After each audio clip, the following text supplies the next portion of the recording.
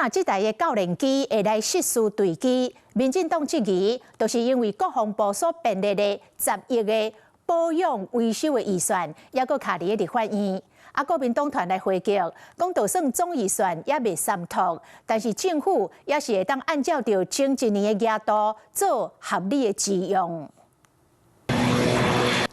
柑仔色的機身佇天頂咧飛 T-34型的教練機已經40檔啊，昨執行訓練任務時發生失事意外，佇總預算案未完成審議情形下，民進黨質疑 T-34教練機編超過10億的保修預算，嘛去受到影響。一定要給我們第一線軍人最好的設備。那如果是該汰換的，那就絕對要汰換。這我想啊，就是借機要做正式操作了。如果這個計劃不是新興計劃，而是例行性計劃的話，即便總預算還沒有3讀，這個政府都是可以按照前一年的額度來做合理的動資。強調今年度的國防預算加上輪性特別預算有1兆8千億，這筆經費無凍結也是3讀，這無影響。不過漢翔企業工會理事長吳正代表是講，因為 T-34型教練機面臨機體老化、要零件誤吹等等問題，呼籲政府趕緊啟動下一代初級教練機的建案，用國防預算來幫助本土的產業。包含國民黨立委王曉玲就講，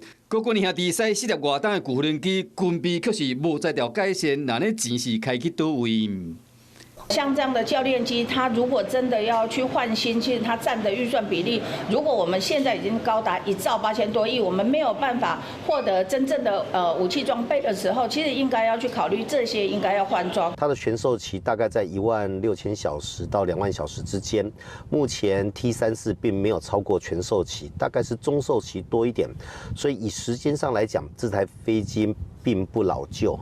教練機保修的預算引起論戰，要安怎兼顧預算加國防的安全，所變成目前上屆要緊的課題。